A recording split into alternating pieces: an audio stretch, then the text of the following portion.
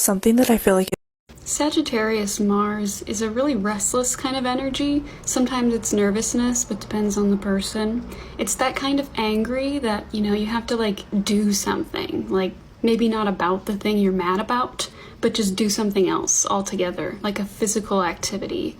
You should probably consider physical activity as your #1 anger management tool. I'm gonna take a guess that the things you're mad about the most would be protective. Like when you're mad, it's a protective type of anger, even if it's not outright aggressive. Also, you might like just having friendly debates, but they get a little more than friendly, or they get like really blunt.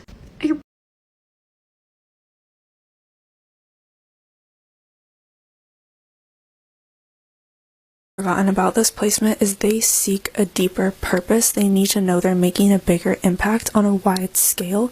These people are very much visionaries.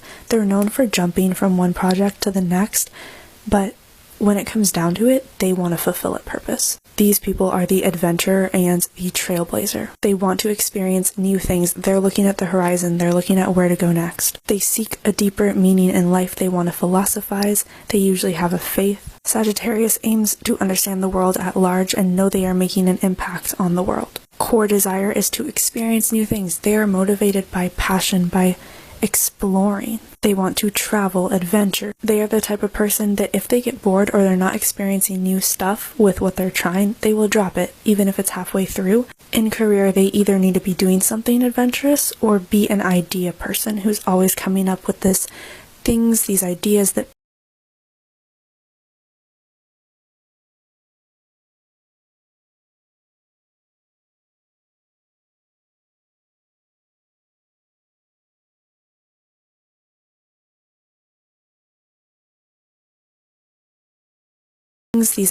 that push the boundaries and make an impact. They could be doing something active like being a tour guide, for something adventurous like whitewater rafting. They have a lot of physical energy and vitality, so they get bored easily and they need to move. Even if there's holes in their argument, even if they know that they don't have the complete story, they will still debate because it's just a game for them. They want to share ideas and they want other people to hear them out on their ideas. They're all about being a free spirit. They don't want to be bogged down by anything, so they need flexibility and freedom in what they do. Something that I feel like is forgotten about this placement is this video is for you. Mars in Sagittarius can be quite charming and they make really good first impressions. They can be witty, fun. They're usually married more than once, or they tend to get involved in romantic relationships very quickly, and just as quickly as they get involved in a romantic relationship, one ends. This Mars placement makes people very quick to have like an initial burst of energy, but they don't really have endurance, which is probably why they start a lot of relationships quickly and they end quickly.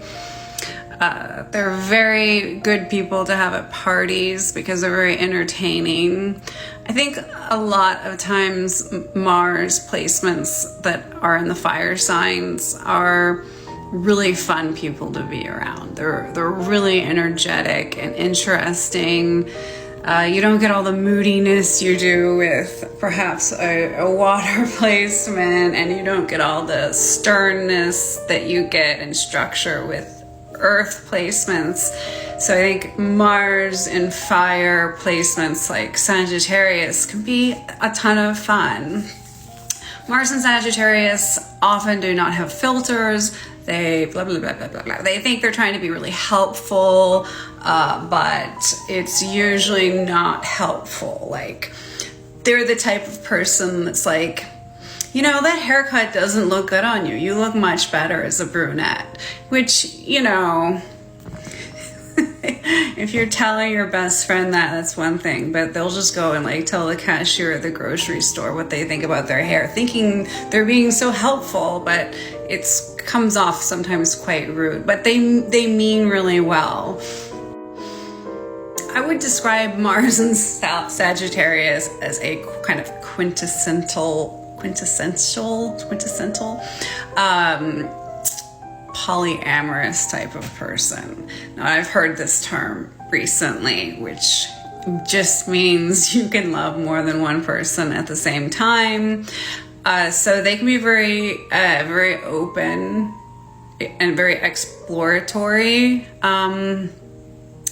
in physically romantic situations. So if this sounds like you, or if you have anything to add, comment below. De todos. Es una travesura Marte, ¿no es cierto? No, Marte en Sagitario es un guerrero aventurero. Es un guerrero que viaja para conquistar nuevos territorios, nuevas batallas, nuevas conquistas. Son personas que su ira y su agresión la miden mucho, deciden, o sea, como que les gusta mucho elegir con quién pelear batallas. No pelean con cualquier persona. Es una gran cualidad en la vida.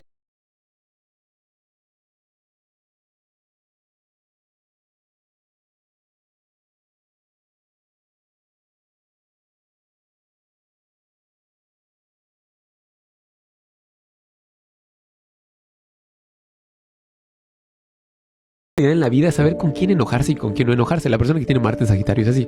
Si alguien le dice algo y dice, ay, qué huevo enojarme con esta persona.